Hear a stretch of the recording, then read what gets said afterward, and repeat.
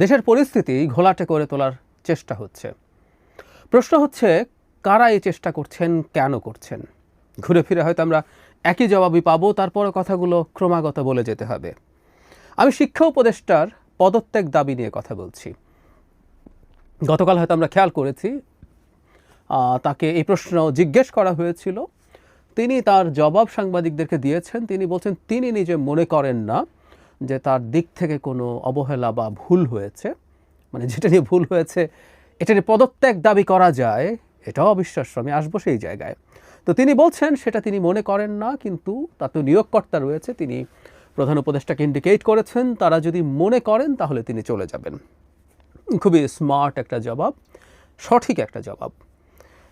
আমরা এই ভদ্রলোককে চিনি, তাকে নিয়েও কয়েকটা কথা বলবো, কিন্তু তার বিরুদ্ধে অভিযোগটা কি? তার বিরুদ্ধে অভিযোগ হচ্ছে ওপরের অভিযোগ। তার বিরুদ্ধে অভিযোগ হচ্ছে তিনি একটা ছুটি দিতে দেরি করেছেন, রাত ৩টা বেজে গেছে। যেদিন এই দুর্ঘটনাটা ঘটলো বিমানের, সেদিন রাষ্ট্রীয় শোক ঘোষণা করা হয়। তার পরদিন তার পরদিন এইচএসসি পরীক্ষা ছিল, রাষ্ট্রীয় শোক ঘোষণা করলেও সাধারণত সব কিছু বন্ধ হয়ে যায় না, ওটার কতগুলো নিয়ম আছে। কিন্তু পরীক্ষা পেছানোর বা বন্ধ ওই দিনের পরীক্ষা স্থগিত করার দাবি ওঠে, সেটা হতেই পারতো, এটা আরেকটু আগেও হতে পারতো, কিন্তু এটা সম্মিলিতভাবে সিদ্ধান্ত নিতে দেরি হয়েছে।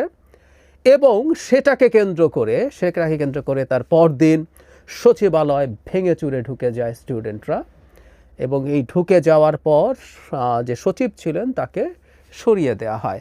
কারণ এইটাও মানে এই গুজব বলবো, যে এই গুজবও রটে যায়, ছড়িয়ে পড়ে যে সচিবের কারণে এই কাজটা করা যায়নি, উপদেষ্টা নাকি চেয়েছিলেন। আবার পরে সাথে উপদেষ্টাকেও এখন যুক্ত করা হলো, যেহেতু সচিবকে সরানো গেছে।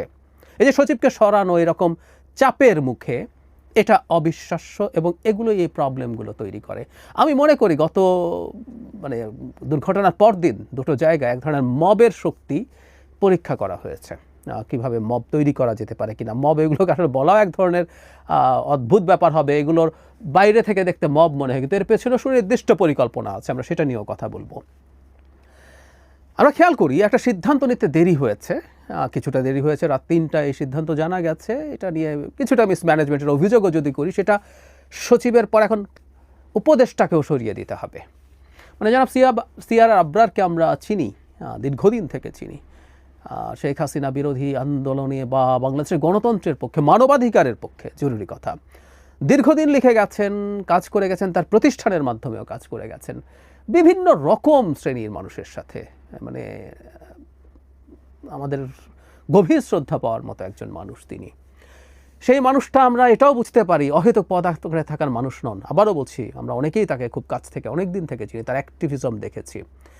পদ রেখে ধান্দা করতে হবে সিআর আবরার সেই মানুষ নন, কিন্তু এই মানুষটাকেই সরিয়ে দেওয়ার চেষ্টা হচ্ছে। আমি আবারও মনে করি যে এগুলো উনি আসলে একটা পরীক্ষার মধ্যে পড়ে গেছেন।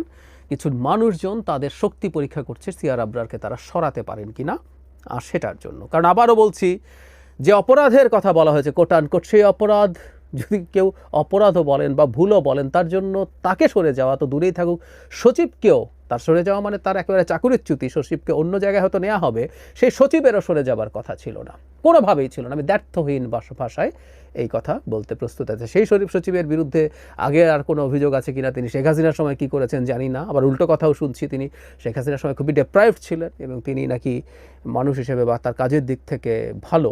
I really don't know, what ever it is.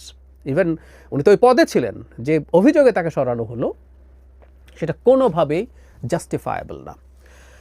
কেউ কেউ এর মধ্যে বলছেন যে এইচএসসি স্টুডেন্টদেরকে খেপিয়ে তোলা হয়েছে, যে সিআর আবরারের নেতৃত্বে যে শিক্ষা মন্ত্রণালয়, সেটা এসএসসি পরীক্ষায় যে রেজাল্ট হয়েছে সেটা অনেকের কাছে ভাল লাগেনি, বিপর্যয়কর বলে মনে হয়েছে। আমি খুবই কঠোরভাবে, শক্তভাবে তার পাশে আছি, তার মন্ত্রণালয়ের পাশে আছি, এবং আমি মনে করি এটাও যথেষ্ট না। আমি বিশ্বাস করি জনাব সিআর আবরার এবং তার মন্ত্রণালয়ও জানেন যে পরিমাণ পাস করানো হয়েছে এবং যে পরিমাণ জিপিএ 5 দেয়া হয়েছে, সেগুলো দেয়া হয় আসলে, সেটাও অনেক বেশি, আগের চাইতে কম হলেও। এটাকে আমাদেরকে কমিয়ে আনতে হবে, এবং আমি এটার একটা ভিডিও করে বলেছিলাম, ভবিষ্যতে গণতান্ত্রিকভাবে নির্বাচিত সরকারেরও এই ব্যাপারগুলোতে কঠোর থাকতে হবে।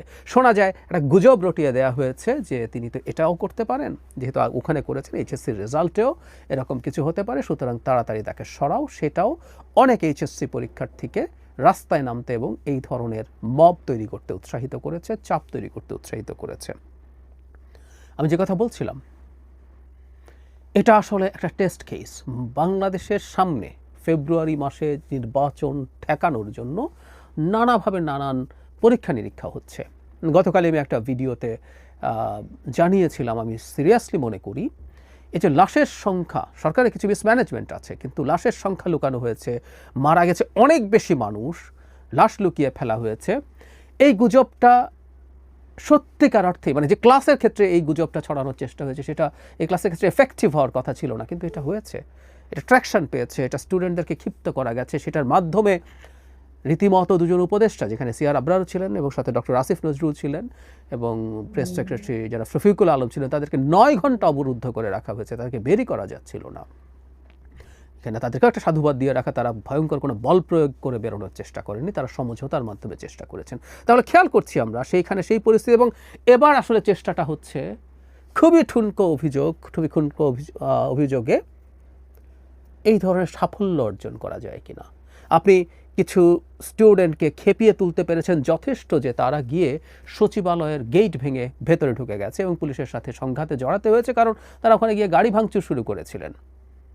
এই অভিযোগে শোনা যায় ওখানে থাকা পুলিশরা তাদেরকে গেট দিয়ে ঢুকতে সেই অর্থে বাধা দেয়নি। পুলিশ যে শেষ পর্যন্ত বল প্রয়োগ করেছে, পুলিশকে বল প্রয়োগ করতে হবে, পুলিশকে বল প্রয়োগের জন্য রাখা হয় প্রয়োজনে। আমরা প্রায় একটা কথা বলি, শেখ হাসিনার সময়কার পুলিশের বিরুদ্ধে আমাদের অভিযোগ ছিল তারা ইললিগালি বল প্রয়োগ করতেন, আনএথিক্যালি বল প্রয়োগ করতেন এবং ডিসপ্রপোর্শনেট বল প্রয়োগ করতেন, যতটুকু বল প্রয়োগ না করলে নয় তার চেয়ে অনেক বেশি করতেন। এই অভিযোগগুলো ছিল, কিন্তু এখনকার পুলিশকে তো বল প্রয়োগ করতে হবে, তাহলে ঢোকার সময় বল প্রয়োগ করা হয়নি কেন?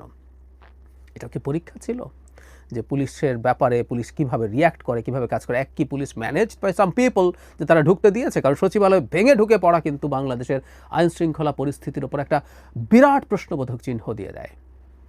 কেপিআই বলে কি পয়েন্ট ইনস্টলেশন, সচিবালয় তার একেবারে উপরের দিকেই থাকবে এবং সেই কাজটা করে আসা গেল। এটা অভ্যুত্থান পরবর্তী কয়েক সপ্তাহের মধ্যে না, 1 বছরের মাথায় এই কাজটা করা গেল এবং এইভাবে চাপ দিয়ে একজন সচিবকে সরানো গেল। এবার উপদেষ্টাকে সরানো যায় কিনা, যদি নাও যায়, চাপ তৈরি করা গেল যে উপদেষ্টাকে ব্যাখ্যা দিতে হচ্ছে, এবং এটা যদি কন্টিনিউ করে আমার সন্দেহ হয়, আমি ব্যক্তিগতভাবে যেহেতু ওনাকে চিনি জানি, উনি রিজাইনও করে ফেলেন কিনা। অত্যন্ত আত্মসম্মান বোধসম্পন্ন একজন ভদ্রলোক। আমি ব্যক্তিগতভাবে চাই তিনি এই কনস্পিরেসিটা বুঝবেন এবং স্টেটের স্বার্থে তিনি বিরক্ত হয়ে অন্তত এখন সরে যাবেন না, তাকে এই লড়াইটা করতে হবে। তিনি এই লড়াইটা করুন, আমি খুবই এক্সপেক্ট করি, কারণ আমি বিশ্বাস করি উনি আসলে একটা প্রক্সি ওয়ারের পার্ট হয়েছেন। তাকে সরিয়ে ফেলে তারা দেখতে চায়, যারা নির্বাচন পেছাতে চায়, যারা দেশকে অ্যানার্কির মধ্যে রেখে দিতে চায়, তারা দেখতে চায় তাদের শক্তি আসলে ঠিক কতটা আছে। আমি আশা করি জনাব সিআর আবরার এই লড়াইটা করবেন। উনি আজীবনের একজন লড়াই করা মানুষ, তিনি এই লড়াইটা করে যাবেন। কিন্তু ওই যে বললাম, চাপটা তৈরি করা গেল, আরও এটা ইন্টেন্সিফাই করার চেষ্টা হতে পারে, এবং এই চাপ তৈরি করার জন্য যে ন্যারেটিভ দরকার, যে তুমি তো নাম্বার ভালো পাবা না, তোমার তো ভালো গ্রেড আসবে না, তোমার তো বিপদ হবে, সো সিআর আবরারকে সরিয়ে ফেলো, তাহলে তুমি বাঁচতে পারো। অজুহাত তো একটা আছেই, যে অজুহাতটা আমাদের কাছে নেকড়ে ভেড়াকে খাওয়ার যে গল্প ছিল, তুমি আপস্ট্রিমে আছো, আমি ডাউন স্ট্রিমে আছি, না তুমি গালি দিয়েছো, না আমার তো জন্মই হয় নাই, তুমি গালি দাও না তো তোমার মা গালি দিয়েছে। সো খেতে যখন হবে এরকম ঠুনকো অজুহাত বানানো যায়, সেই গল্পটাই আমরা দেখছি এবং সেই গল্প মোটামুটি কাজও করছে। আমি নিশ্চিতভাবেই বলতে চাই এগুলো প্রত্যেকটা সেইটার অংশ।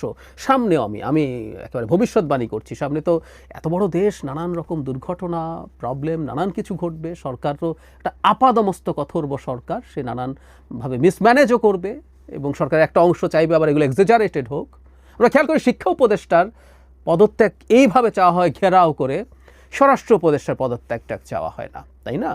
আমরা এনসিপির ওপরে যখন গোপালগঞ্জে এত ঘটনা ঘটে গেল, স্বরাষ্ট্র উপদেষ্টা যখন বলছেন গোয়েন্দা রিপোর্ট ছিল কিন্তু এরকম ছিল না, ময়না তদন্ত হয় নাই, আমরা মাটি থেকে কবর থেকে তুলে করব, এবং আটারলি ফেইল্ড একজন স্বরাষ্ট্র উপদেষ্টা, তার পদত্যাগ এনসিপি ভুক্তভোগী হয়েছিল, তারা অ্যাক্টিভলি সিরিয়াসলি তার পদত্যাগও চায়নি, স্বরাষ্ট্র উপদেষ্টার পদত্যাগ চাওয়া হয় না। বা এই দুর্ঘটনার পর আমি ব্যক্তিগতভাবে মনে করি এই পরিমাণ বার্নের পেশেন্ট একসাথে যদি কোনো একটা জায়গায় আসে, ম্যানেজমেন্টের স্টাফ, কারণ একটা হসপিটালের এই ধরনের প্রস্তুতি সাধারণত থাকে না, তারপরও খানিকটা হলেও স্বাস্থ্য উপদেষ্টাকে দায় দেওয়া যায়। তার ব্যাপারেও কেউ কেউ বলছেন, সবাই সেই অর্থে ঘেরাও বা এমন কিছু করছেন না, তার ব্যর্থতা নিয়ে নানা ধরনের আলোচনাও আছে। আমি এটা মনে করি যে তার উপরে অনেক অন্যায় অভিযোগও চাপানো হয়, ঠিক আছে, কিন্তু তারপরও ওই দিকে ব্যাপারগুলো কোনো কোনো ক্ষেত্রে যেতে পারতো না, ওগুলো যায় না। এখন শিক্ষা উপদেষ্টা আর আরেকজন, তাকে নিয়েও কথা বলেছি, আরেকজন আছে বলির পাঠা, জনাব আসিফ নজরুল। যত কিছুই ঘটুক না কেন, কেসটা বেটাই চোর, আসিফ নজরুলই চোর। এবার আসিফ নজরুল সাহেব ঘটনাচক্রে এই ঘটনার সাথে ওইভাবে যুক্ত হয়ে ওঠেননি। এই জিনিসগুলো দেখলে বোঝা যায় এগুলোর একটা প্যাটার্ন আছে, এগুলোর একটা প্যাটার্ন আছে, এবং এই প্যাটার্নগুলো আমাদেরকে এই বোধ দেয়, বা আমি নিশ্চিতভাবেই বলতে চাই এগুলো পরিকল্পিত। কারণ এই ঘটনা ঘটার সাথে সাথেই আবার জাতীয় সরকারের আলাপ টালাপ আনা হয়েছে। জাতীয় সরকার মানেই হচ্ছে নির্বাচন পিছিয়ে দেয়। একটা জাতীয় সরকার যদি হয়, সেই সরকার আরও অনেক দিন থাকবে। এই আলাপ আগেও আনা হয়েছিল, জাতীয় সরকার করে ডক্টর ইউনূসের নেতৃত্বে 5 বছর থাকা হবে, একই আলাপ সরে গিয়ে আবার নতুন করে আসলো, একটা কেওস তৈরি হলো, আবার আসলো। সুতরাং কেওস তৈরি করা হবে, কেওস তৈরি সবসময় হবে, করা হবে না, কখনো কখনো হবে, এবং সরকার মিসম্যানেজ করবে, ভালোভাবে করতে পারবে না, বা সরকারের একটা অংশ সেটাকে এক্সাজারেট করার চেষ্টা করবে, সেটাকে আরও খারাপের দিকে নিয়ে যাওয়ার চেষ্টা করবে, অনেকে আবার সেরকম কোনো কেওস ঘটাবে। এই সব কিছু করে করে সামনের দিনগুলোতে এই ধরনের টার্ময়েলের টাইম আছে। এবং ওই যে মবের কথা বললাম, এটা এক ধরনের পরিকল্পিত ব্যাপার। যেহেতু কোনো সংগঠন বা কেউ ঘোষণা দিয়ে এসে কোনো প্রতিবাদ করে এসব করছে না, একটা আনঅর্গানাইজড একটা লুক আছে, তাতে এটাকে মব বলা যেতে পারে। কিন্তু এইগুলোর পেছনেই আসলে অভ্যন্তরীণভাবে অনেকেই কাজ করছেন, অনেকেই অনেক ডিসইনফরমেশন ছড়াচ্ছেন, গুজব ছড়াচ্ছেন, দিয়ে তাদেরকে খেপিয়ে তুলছেন। আমি সিরিয়াসলি বিশ্বাস করি এর পেছনে ফান্ডিং আছে, অনেকে এখানে ফান্ডিং করছেন, অনেককে ফিনান্সিয়াল বেনিফিট দিচ্ছেন, তারা যাচ্ছেন, তারা নেটওয়ার্ক তৈরি করে এটা করে এই ধরনের কাজ করছেন, যেটাকে অ্যাপারেন্টলি মব বলে মনে হয়। এবং কিছু মানুষ যখন করে, আমাদের এক ধরনের হার্ড বিহেভিয়ার আছে, ভেড়ার পালের মতো আমরা যখন কিছু মানুষ শুরু করি, তার সাথে অনেকে যুক্ত হয়ে যায়। এগুলো প্রত্যেকটা পরীক্ষা নিরীক্ষার ক্ষেত্র হয়ে দাঁড়িয়েছে, এবং অনেক ক্ষেত্রে তারা সাফল্য লাভ করছেন। এই সাফল্য লাভ করাটা তাদের আরও সাহসী করে তুলবে, তারা আরও বড় বড় প্রজেক্ট হাতে নেবেন, দেশে আরও বড় অ্যানার্কির পরিস্থিতি তৈরি করবেন, এটা আমরা নিশ্চিতভাবে বলতে পারি। আমরা যারা চাই বাংলাদেশ সকল ত্রুটি সত্ত্বে একটা গণতান্ত্রিক ব্যবস্থার মধ্যে ঢুকুক, তার মধ্যে ঢুকে ধাপে ধাপে আমরা আমাদের পরিস্থিতিকে উন্নতি করার চেষ্টা করব, এই ধরনের চিন্তায় যারা বিশ্বাস করেন, তাদের উচিত হবে এই ষড়যন্ত্রগুলো বোঝা এবং সেটার বিরুদ্ধে কঠোর হওয়া।